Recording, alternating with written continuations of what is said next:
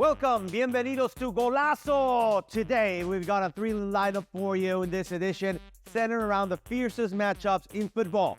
The Clásicos. We're talking about rivalries that make the world stop. From Barça to Real Madrid, to Chivas versus America, and all the way to El Tráfico between LA Galaxy and LAFC. We'll be talking about some of the most historic games played around the world. And later, we'll dive into the Nations League, both in UEFA and CONCACAF, also World Cup qualifiers, and then we'll take it all the way to regulation time with the Copa Libertadores, the Paralympics, blind football, and give you some extra time for rapid-fire picks to help you stay ahead of the weekend's biggest games. Let's start with the Clásicos. These games are much more than just a game. They're battles, and they're fought on the pitch, but the effects are felt beyond the stadium, boiling emotions in the streets, in los barrios, and across entire nations. Obviously, the most famous in the world is El Clásico, El Derby, Real Madrid contra Barcelona, where the world's greatest players showcase their talents while representing decades of regional and political rivalry, the most watched domestic league game in the world and a global phenomenon. Then, we have the Super Clásico in Argentina, Boca Juniors versus River Plate, where toda la Argentina holds its breath for 90 minutes, where the passion that fuels the nation peaks and the intensity of the Barras Bravas makes this a coliseum thirsty of the most intense display of grit, fight, love for the crest. See, I'm getting some energy here. And that is why the Clásicos are no hat tricks and just victory laps. Let's take, for example, Celtic against Rangers in Scotland. This rivalry has its roots in religion and politics, and sometimes it's unfortunately leading to violence that goes far beyond the pitch. These matches are explosive, and we love to see the passion, but keeping things in check is just as important for the sport's future. Stadiums are getting safer, with clubs and organizations stepping up with their security and crowd management, making sure the intense emotions stay where they belong, on the pitch and el campo.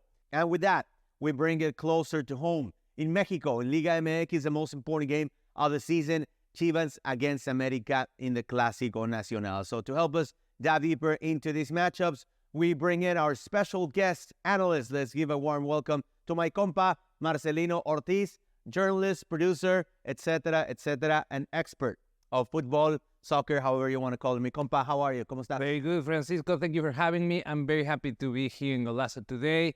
And we have such a great show prepared. The Clásicos, the most important game for the fans. You know, if you win this game, your season goes well. If you lose this game, it doesn't matter where you are in the standings.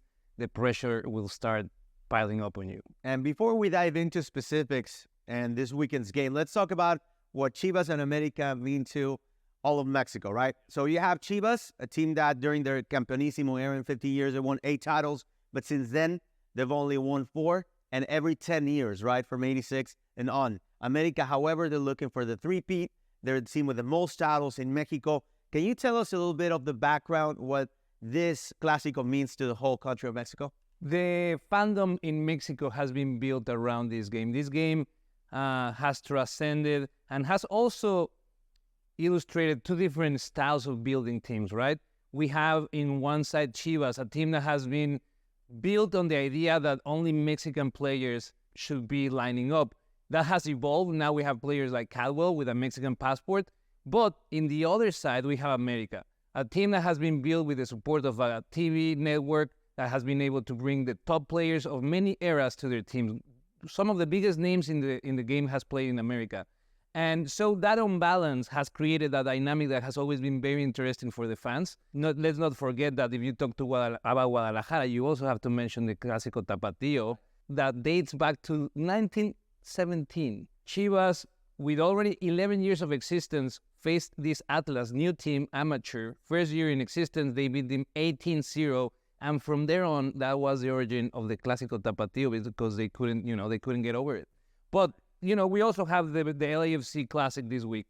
And it's interesting to me to see that we have a former LAFC player in America with Rayito and a former Galaxy player with Chicharito. What do you think is going to happen with Chicharito? He seems to be healthy enough to play. Is it about time for him to make an impact? One of those players that has that identity inside the box. Unfortunately, then again, he hasn't been able to play road games in a long time. That's been the problem. But once you put him inside the box, his smarts, the way he moves around defenders, the way he can get behind the back, of defenders. He can be such an important player for them. The only problem, again, how much is left in the tank for him. Let's see what happens. What do you think about Chivas and what they can bring up to the table against America? I think Chivas has a great form. They had 5 goals scored the last game. You see these two curves, right? America, 4 games without winning. Chivas winning for 6 games. But when you come to the Clásico, all of those numbers are left behind outside of the stadium because anything can go. These teams, it seems like they all get leveled and they all come play, and it's more about what you have in your heart than what you have in your legs for these games. Talking about Clásicos, and I know you're Americanista, I'm a Puma by heart, but the most important for me, Pumas America, seems like everybody wants a piece of America. Yeah, it's interesting. I got to live that rivalry in Mexico City, in both Estadio Azteca and Ciudad Universitaria. And it's about, you mentioned the TV network, the support, the finances, all the budget behind America to bring some of the biggest players, not only within the continent, but also sometimes from Europe and from Africa as well. Talking about the 90s with Francois Mambijic and Kalusha. But Pumas, the team with the biggest youth program, the biggest academy of all time. You talk Hugo Sanchez, you talk Luis Garcia, Jorge Campos, Claudio Suarez, etc.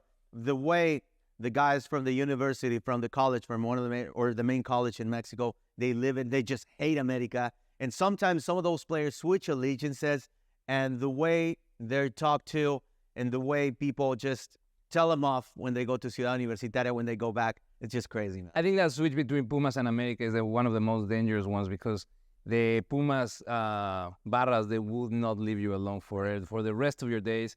But also it's a game that for me is very special because it comes all the way from the youth level, right? Like if you play in Mexico City, you belong to the Pumitas Academy or to the El Nido in Cuapa. This is a game that you play probably hundreds of times in your career, and every time is special. But also I want to talk on MLS. I think the biggest game in MLS, the 2 biggest games in MLS are happening this weekend. LAFC versus Galaxy, Columbus versus Cincinnati. Both games have not only the name of the bragging rights on it, but also the top of the table in the case of the West Side and the second place on the East. Yeah, you bring up a great point. This is the first time since LAFC joined the league that we have both teams actually doing well. LAFC has been a story of success, reaching the last 2 MLS Cup finals, winning the one in 2022. But it's been a rough stretch for the Galaxy. You mentioned Carlos Vela, and what the Galaxy front office had to do was bring a player of such impact like Javier Chicharito Hernandez. Unfortunately, that didn't work for them. But this time around, both are looking for the top spot. They might be a little far from Miami when thinking about the supporter shield. But then again, now you have a European, a superstar rivalry between Olivier Giroud and Marco Reus.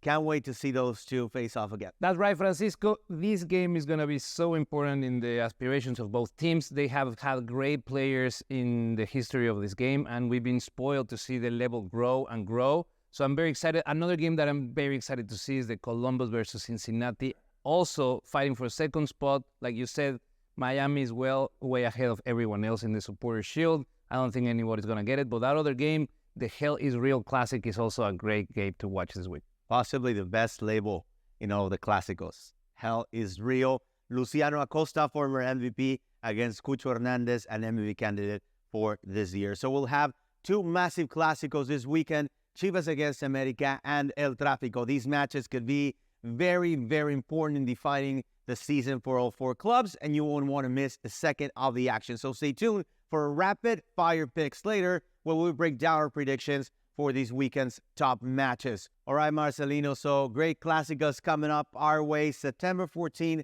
one of my favorites in Liga MX Femenil, Tigres against Monterrey. Un partidazo. I think that the Mexican Women's League is growing really quickly, and this is one of the best games. In Argentina, we got Boca Juniors contra River Plate, September 21st. That's one of the best games in the world. All right, guys, that's it for now, but stay tuned with more of Golazo today.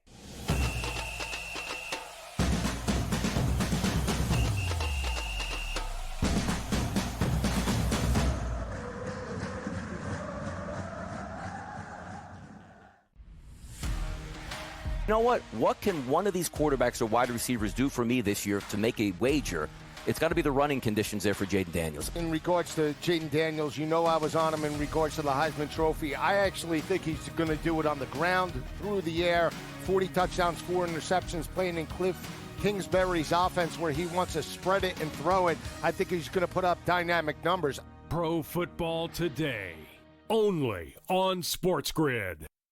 The sharpest football contest show in the land, the Las Vegas Football Contest Show, focuses on Circus Sports Million, Circus Survivor, and the Westgate Super Contest, handicapping the games and releasing our contest picks every week of the season.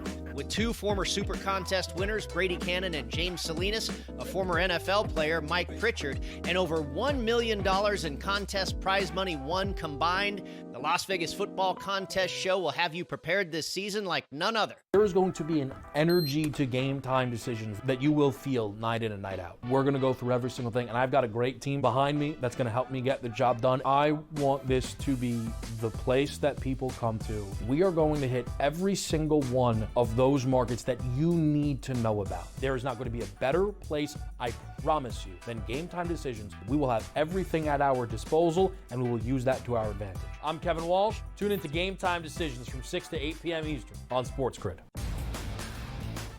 Talk about your freshman year at Alabama and even the redshirt year that got you ready to perform at the highest level. You had to learn a lot about humility, about being patient to play at Alabama, and you still knew that you're going to have a shot to win a championship every year. And so that's the line. And so I think that's what's really missing with today's football. You got NIL, you got social media. The Early Line, only on SportsGrid.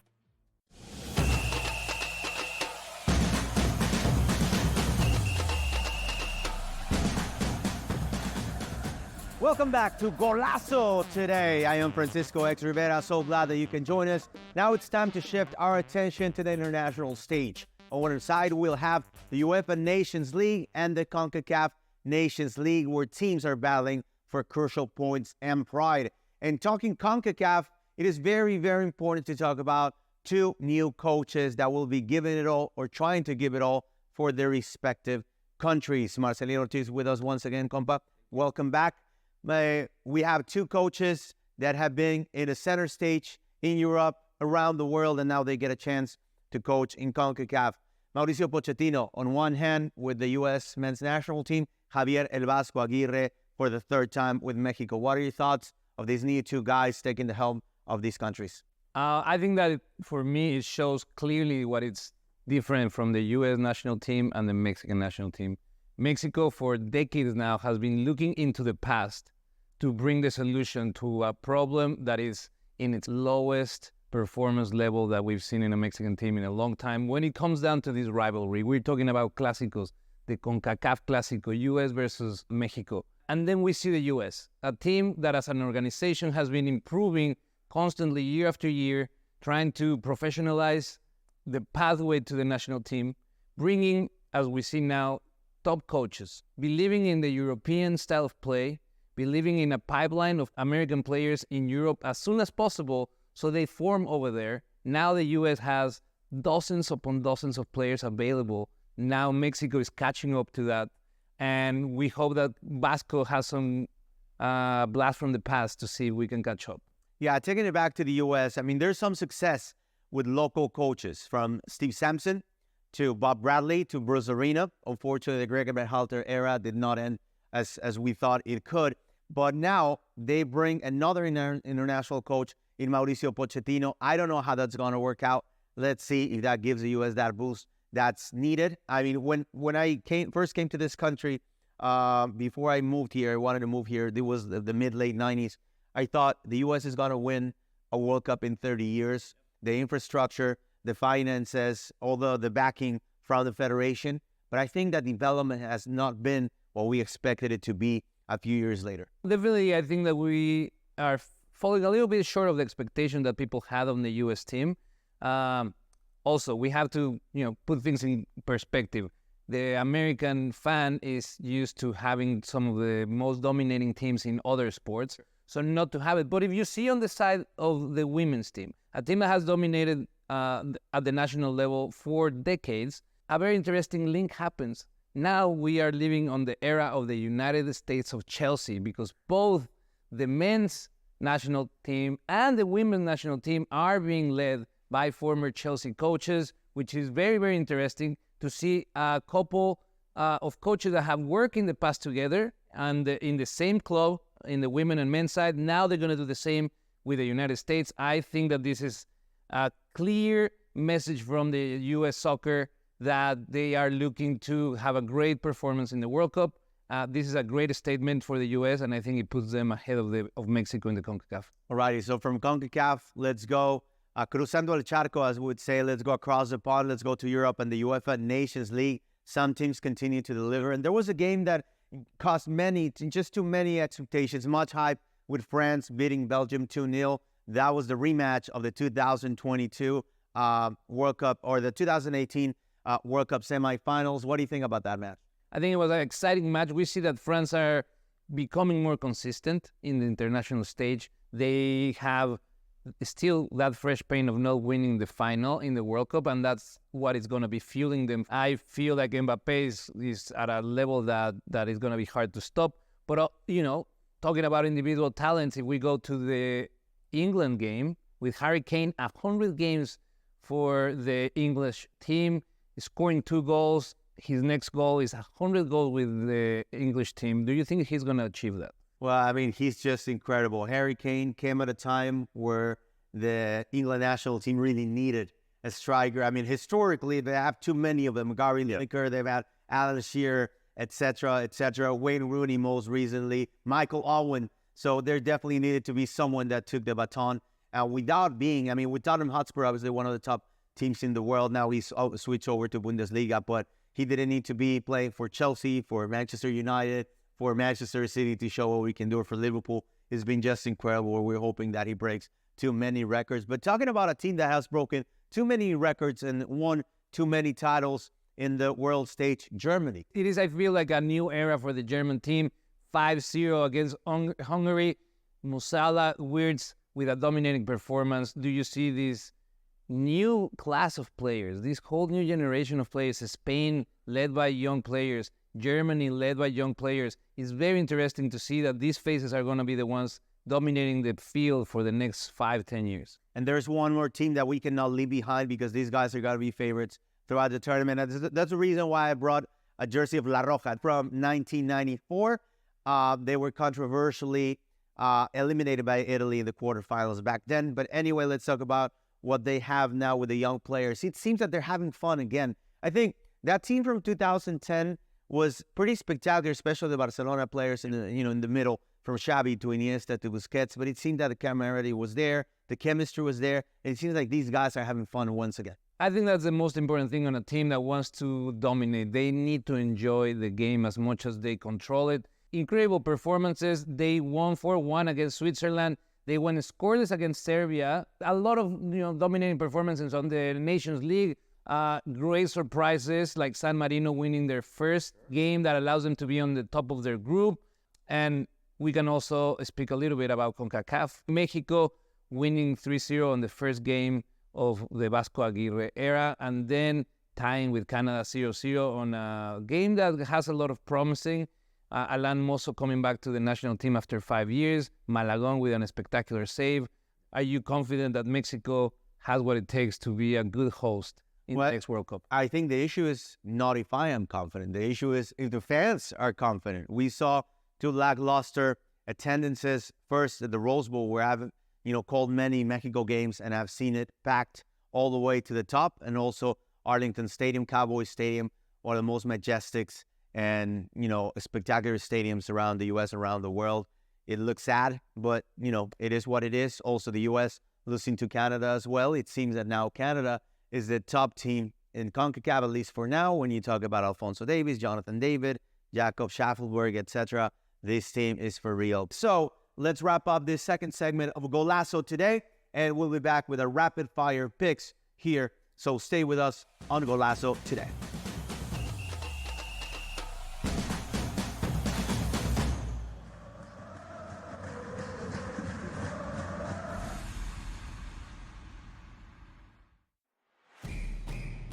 it's a new era in CFP to start off this year, put on full display. My take on this game is simple. I know some people will be upset about it. Good riddance to the Pac-12. Can you do it in terms of a week to week to week?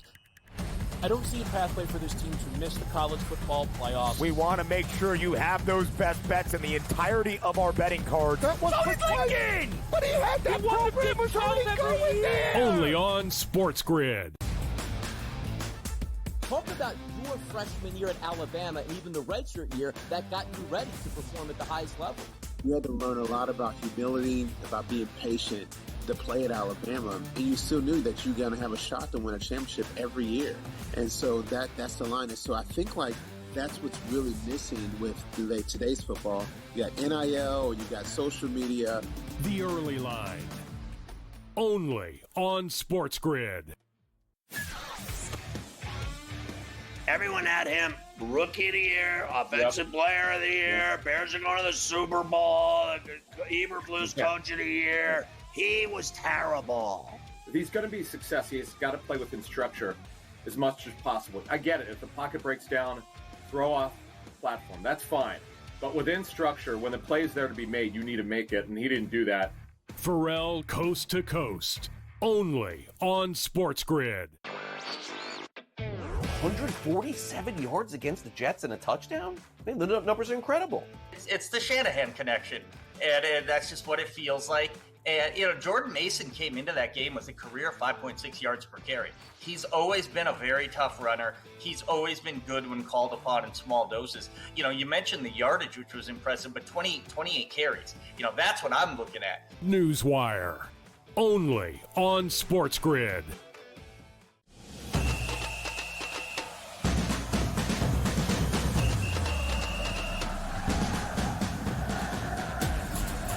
Welcome back to Golazo today with Francisco X Rivera. It's time to start with Copa Libertadores and the quarterfinals when we have South America's finest clubs battling out for a spot in the semifinals. Something that's very interesting, Marcelino Ortiz. We have 7 teams that have previously won Copa Libertadores. We have 5 teams from Brazil. We have the top dogs. I think we're missing, obviously, Boca Juniors. But besides that, I think we have pretty much every team that we should expect to have here.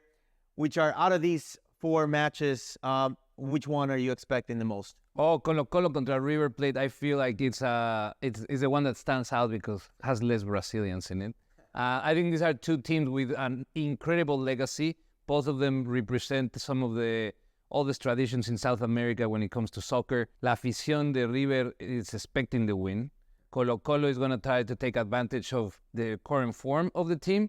But any game of the quarterfinals in a Copa Libertadores is important. These teams do not take this tournament lightly. It's as intense, if not more, than Champions League. Also, we have Botafogo contra Sao Paulo, another game that is going to be really, really interesting. That's September 18th.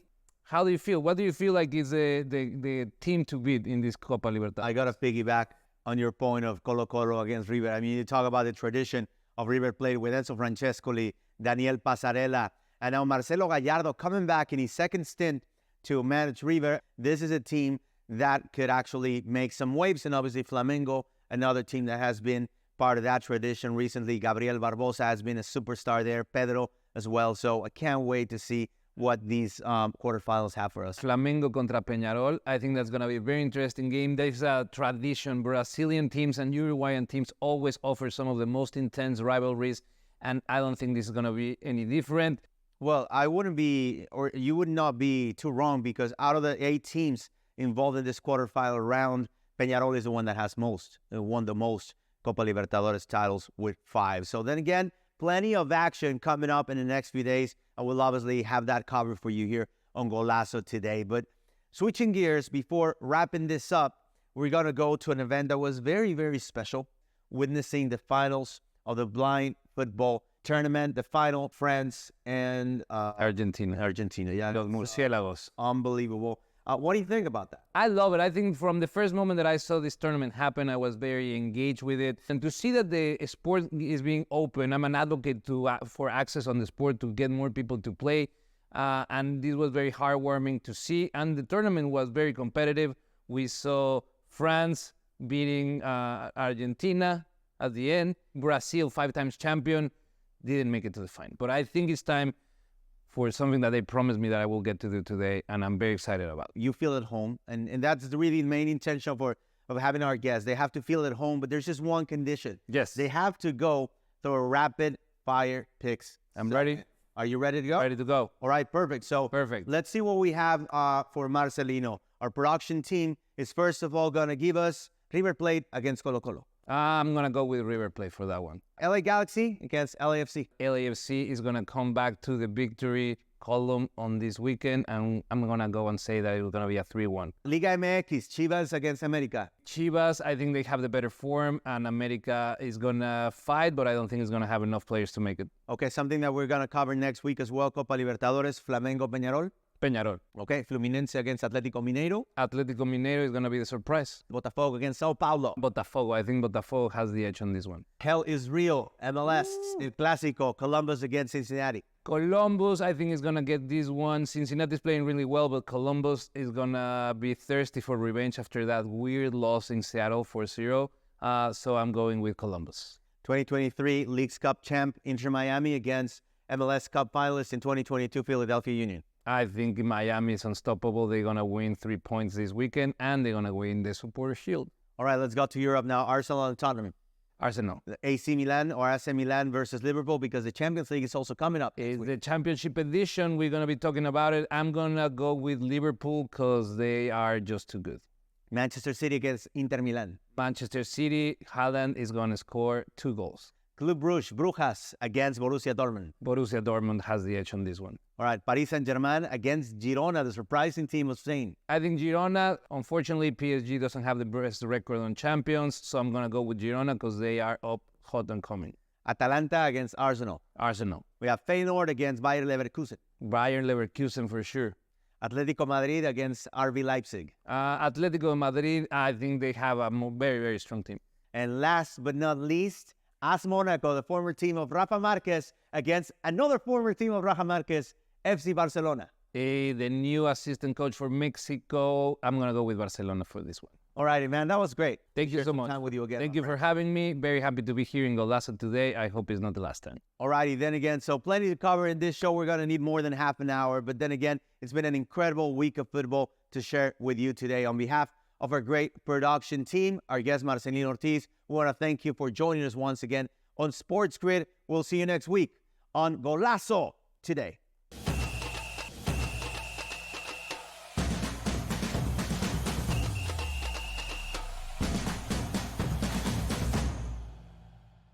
Anyone that's been to a sporting event, the atmosphere before a game, I think Game Time Decisions has that same exact atmosphere. This is our arena. This is what we do. There is going to be an energy to Game Time Decisions that you will feel night in and night out. The excitement you get when you lock your bets in, when you're figuring out what you want to do, we can zone in on the biggest games each night. I want this to be the place that people come to before the games start so they feel as ready as possible to lock in their cards. We are going to hit every single one of those markets that you need to know about. We're going to go through every single thing, and I've got a great team behind me that's going to help me get the job done. There is not going to be a better place, I promise you, than Game Time Decisions to get that new information, react to it, and be able to then bet accordingly. We will have everything at our disposal, and we will use that to our advantage. I'm Kevin Walsh. Tune into Game Time Decisions from 6 to 8 p.m. Eastern on SportsGrid. It's a new era in CFP to start off this year, put on full display. My take on this game is simple. I know some people will be upset about it. Good riddance to the Pac-12. Can you do it in terms of the week to week to week? I don't see a pathway for this team to miss the college football playoffs. We want to make sure you have those best bets in the entirety of our betting cards. That was clicking! But he had that program was already going there! Only on SportsGrid. The sharpest football contest show in the land, the Las Vegas Football Contest Show, focuses on Circa Sports Million, Circa Survivor, and the Westgate Super Contest, handicapping the games and releasing our contest picks every week of the season. With 2 former Super Contest winners, Brady Cannon and James Salinas, a former NFL player, Mike Pritchard, and over $1 million in contest prize money won combined, the Las Vegas Football Contest Show will have you prepared this season